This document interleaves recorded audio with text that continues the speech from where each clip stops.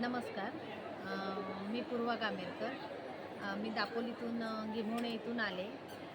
आम्हाला बचत गटाने हा प्लॅटफॉर्म दिला आहे. महालक्ष्मी दापोली जिल्हा आमचा तालुका दापोली आहे आणि जिल्हा रत्नागिरी आहे. आणि आम्हाला गिम्होणे गाव आहे माझं.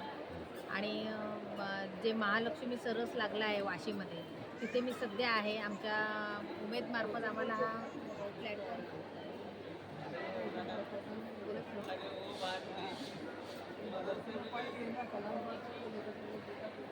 उमेदमार्फत हा प्लॅटफॉर्म आम्हाला दिला आहे. आता बघाल तर माझ्याकडे इथे वेगवेगळ्या प्रकारचे तुम्हाला बिस्किट दिसतील.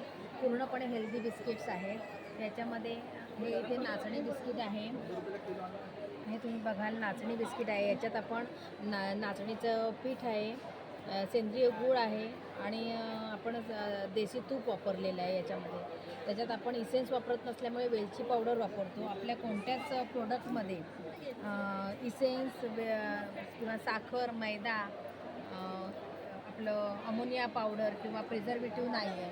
याच्यामध्ये मेन आमचं जे प्रोडक्ट अगदी वेगळं म्हणजे लोकांना अगदी नजरेस येण्यासारखं म्हणजे फणसाचं बिस्किट. याच्यामध्ये आम्ही फणसाचा पल्प वापरलेला आहे आणि ज्वारीच्या पिठापासून म्हणजे जो ह्याचा फ्रूट बिस्किट आहेत, फळापासून बनवलेले बिस्किट, याचा सगळ्यांचा बेस हा ज्वारीचा आहे. त्याच्यामध्ये आपल्याकडे हे जांभूळ बिस्किट आहे. त्याचबरोबर आपल्याकडे हे बनाना केळ्याचं बिस्किट आहे. याच्यामध्ये पण आपण पल्प वापरलेले आहेत करून. तर हे अशा प्रकारचे आपल्याकडे वेगवेगळ्या प्रकारची बिस्किटं आहेत.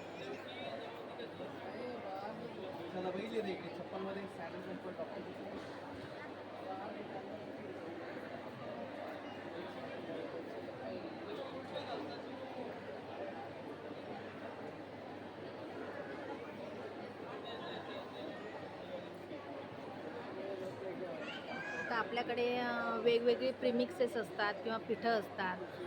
2 प्रकारची लोणची आहेत. त्याच्यामधलं हे लोणचं जर बघाल तर हे आपलं ह्याचं लोणचं आहे. पुढे दाखवा. नाही ते नाही असं वेगळं आहे ना, ते म्हणून असं दाखवतं. हे आपलं जायफळाचं लोणचं आहे. तर जायफळाचं लोणचं पण सहसा बाजारात मिळत नाही आपल्याला. हे एक वेगळंच आहे प्रकार. दुसरं आपलं मिरचीचं लोणचं आहे. तिथे आपली पिठं आहेत वेगवेगळी. आपण वेगवेगळे प्रीमिक्सेस करतो. केकचे प्रीमिक्स असतात. मल्टी मिलेट्समध्ये पण केकचे प्रीमिक्स असतात आपल्याकडे. तर बघा, तुम्हाला जर कुणाला, आता आम्ही 4 तारखेपर्यंत इथे आहोत. तोपर्यंत वाशीला आहोत. वाशी सिडकोमध्ये स्टॉल नंबर माझा 213 नंबर आहे. शक्य होईल तसं आमच्या स्टॉलला भेट द्या सर्वांनी आणि वेगवेगळ्या बिस्किटांचा आस्वाद घ्या.